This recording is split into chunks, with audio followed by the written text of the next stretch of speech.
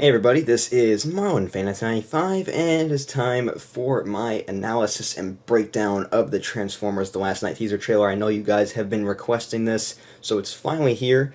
Alright, so to start off, we have this sword that is sticking out of the ground, or maybe somebody else, who knows, and it's got a little bit of blood coming down from it. Now, we have seen Cade hold this sword on set, or not specifically that sword maybe, but a similar one. So I wonder if that has any relevance as an important MacGuffin or something like that. So that is definitely a possibility of something that could be of importance. Not completely sure, but that's just speculation. Then we have some shots of some knights in battle, and they got their flags raised, and they got their horses. And then moving on to our first Transformer sighting, and that is of the three-headed dragon that we previously saw on that poster, or I would say it's more of a poster, that giant thing that was up in New York near Times Square.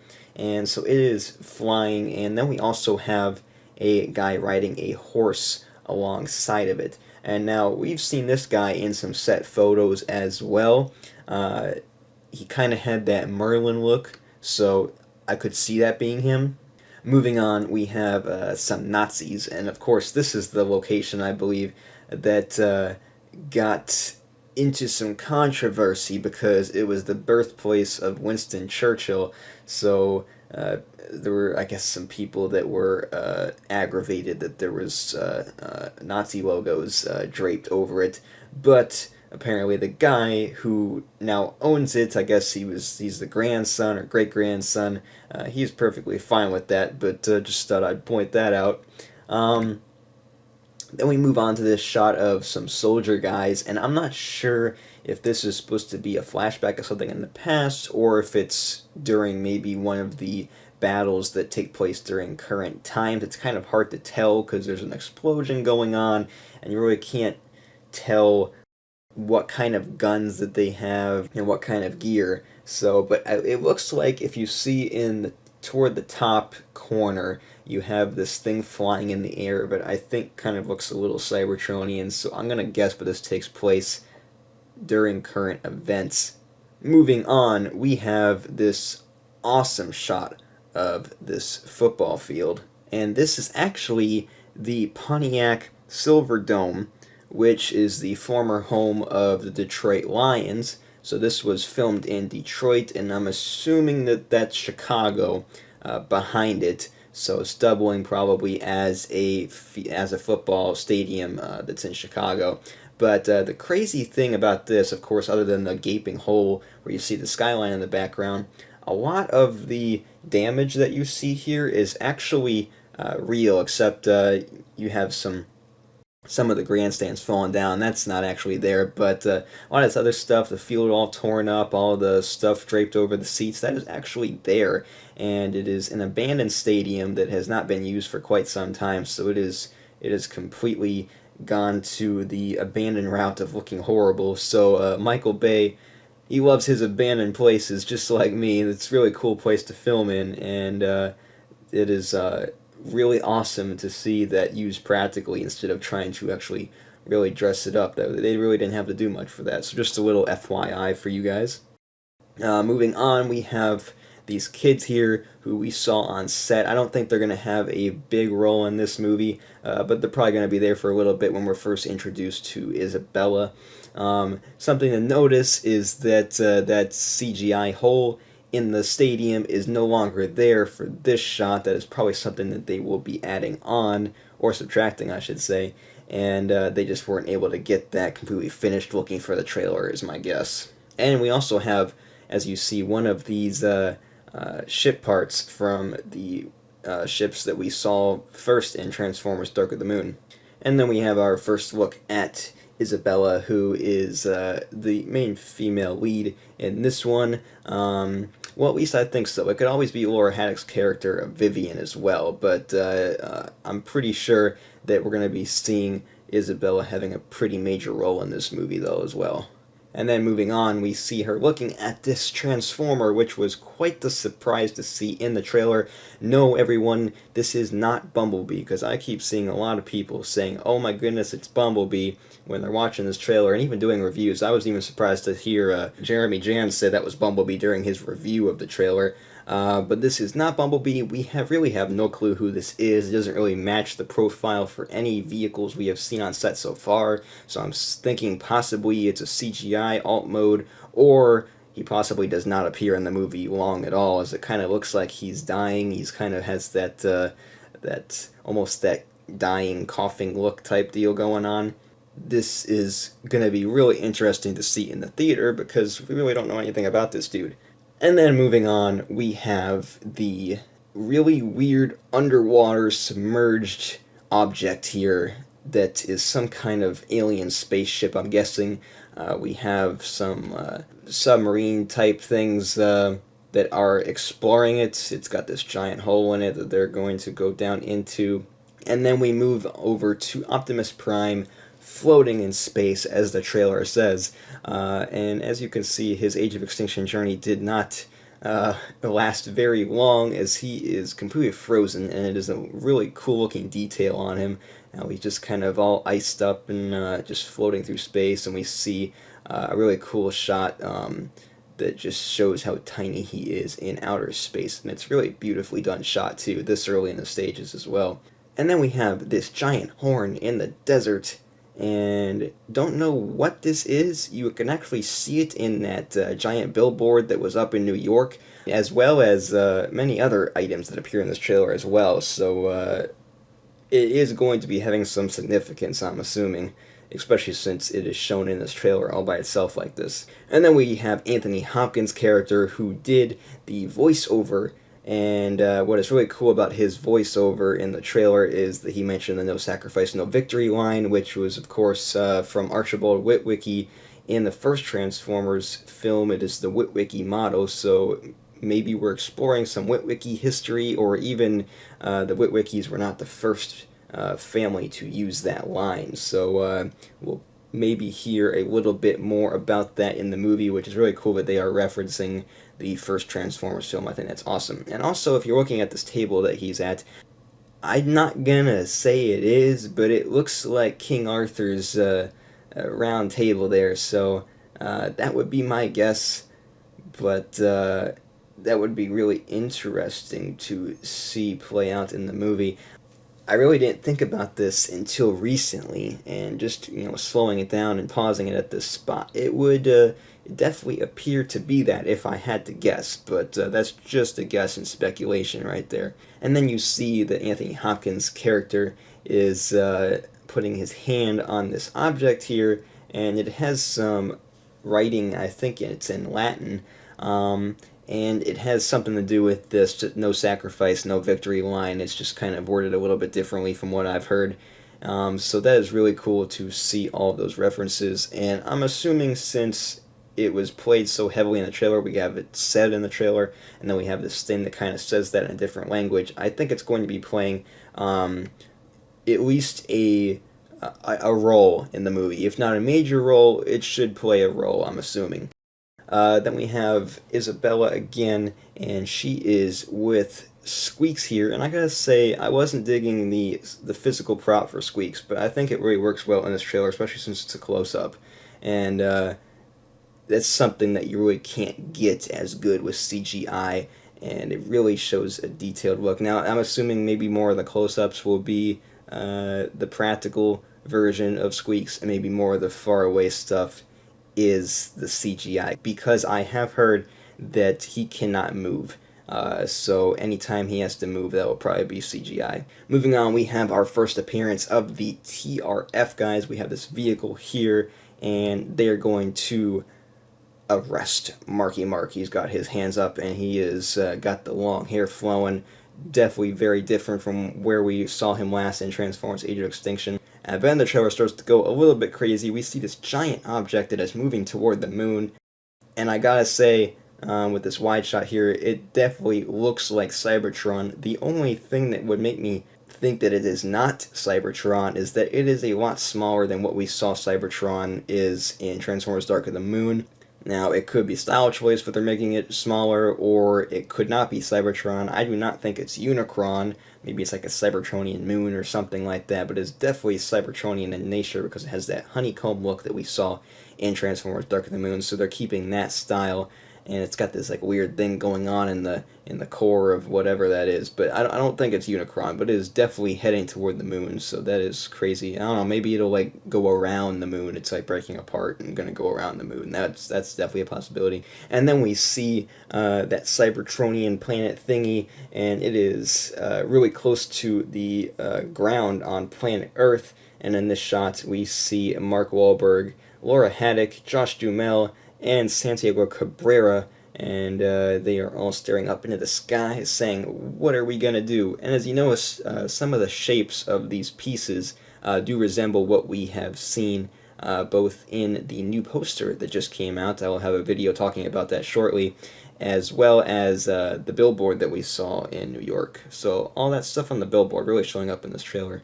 And then we have a look at Laura Haddock's character in the close-up. And then we have this really cool shot of Isabella running through the junkyard, and it is lit in a very interesting way that really sets it apart from a lot of the shots in this trailer. I think it's really cool looking. And then, as you see in the sky, we have that Cybertronian thing coming closer to the moon. So that is some awesome detail right there. Then we have our appearance of Bumblebee. And Bumblebee is attacking this TRF, kind of like a walker or a gecko type thing. And as you see, it has the TRF logo on the side, and it is trying to kill Bumblebee pretty much. So they definitely got some high tech now to take down these Transformers. And then you see in this next shot, it's a not even a blink and you'll miss it moment. You have to like really try to get this shot by pausing it, but you do see his battle mask on, so it is appearing to be like the concept art that we previously saw, but it is kind of hard to tell. It does slightly resemble what we saw in the previous trilogy, at least in this pause shot, but I'm assuming they're going to be going with the new style face mask for him.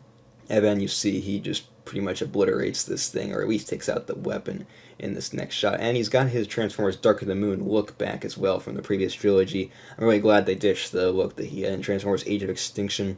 And then we have Isabella saying that we're gonna fight. And then Marky Mark has got this awesome alien gun. He likes those alien guns. So, and then in this next shot, we see some of the Decepticons. Mark Wahlberg's character Cade is trying to save Isabella, and then we also have this little baby carrier randomly showing up here in the bottom of the shot as well. So if we zoom in, we have Megatron on the right, we have Onslaught, very perfectly obscured behind the streetlight, and then we have the Hooligan character, who that may or may not be his final name, not sure. And he looks to be a Dread. He's going to be the VW van. And then we also have another Shockwave clone. Gotta love those Shockwave clones. And then in the next shot, we have Megatron in his full glory. Gotta dig that new look, and he's got like that fusion cannon going on his right arms. That is really awesome. Not sure what kind of environment he's in, though. But in this next shot, we have Cybertronian looking things coming out of the ground. I'm assuming this has to be on Earth because of all the humans here, so I doubt it's on some other planet, but not sure, is something happening to the Earth? Was that there all along and it's just kind of being uncovered? Not sure, but it's definitely Cybertronian nature there. It definitely resembles Cybertron. Then we got Marky Mark running. Then we have a close-up of Josh Duhamel as Lennox, and behind him is Santiago Cabrera, and his name is Santos in the movie, by the way. So Lennox is pretty much saying it's over, kind of almost like Epps in Transformers 3. But then Mark Wahlberg, in the same vibe as Sam, saying is like, no, it's not over. And then we have this really interesting shot of Mark Wahlberg sliding down this alien-looking thing into the water. And then Josh Duhamel's character, Lennox, tries to help save him by diving in after him. And then we have possibly the coolest looking shot in the trailer. We have Hot Rod driving over by Buckingham Palace, and it is just such an awesome shot. The camera's so close to the ground. You got the leaves coming up from the road as he drives by, and I think they said he was driving close to, or the stunt driver was driving close to 100 miles an hour when they were doing this. I think it was like 80 or something like that. And then you notice some people on the side that could easily be explained as people that are, tourists or something like that, and they see a Lamborghini speeding by them. So that could be easily explained why they're there, and maybe not have to use CGI to take them out. Or they could very well use CGI to take him out, who knows. And then we have Megatron, who is talking to Lennox, and I think this scene's going to be really cool. He's hearing him out, what he has to say. So they're going to have some kind of deal or something going on. Megatron slams that sword-looking axe thing down, but purposely does not kill him. And Lennox doesn't even flinch either, so that's really cool. So really interesting to see what kind of conversation goes on there, if they have to team up with Megatron, or Megatron has to help him out against some bigger baddie or something like that. And then Cade's like, I found a Transformer. That was horrible. And then in the next shot we have an explosion with the TRF guys, and that is followed by our only look at Barricade in the trailer, and he is in vehicle form, and he's about to transform. After half-transformed Bumblebee shoots at him, he's still got Cade in the seat there. And as you can tell, this is definitely not completely done yet as far as CGI. It looks very cartoonish here, but it's such a blink and you'll miss it in the moment that they went ahead and included it. So that is definitely going to be improving as we get closer to the release of the movie. Up next here, we have a pretty battle-damaged Optimus Prime. So, unsure at what point of the movie this is going to take, maybe toward the end. He's got one of those smokestacks missing on his left side there. And then we have Laura Haddock's character in shock of what is about to happen. Because what is about to happen? We have Bumblebee charging against Optimus Prime on this giant alien ship-looking thing. Maybe it's that thing that was submerged underwater and it ended up coming up to the surface. So Optimus Prime is kind of like getting up from something. I don't know, maybe he was hit, or maybe he's just going under the control of whatever he's under control of. But Bumblebee's charging at him, and he's running, and he's just going to try and tackle Optimus and blindside him here. But Optimus turns around, he grabs Bumblebee by the head, which is crazy awesome, and he just slams him to the ground. And then he says, "Forgive me," which I don't think that's going to happen right there. I feel like if he ends up saying that in the movie, it'll be afterwards, after everything is kind of resolved. But if you look in this shot here, when he's right on top of Bumblebee and Cade, he has this reddish paint on his right side, on the right side of his face. So, not sure why he has that. We did see that in those teaser photos that came out very early on during production. And he also has purple eyes, so he's definitely mind-controlled from the creators.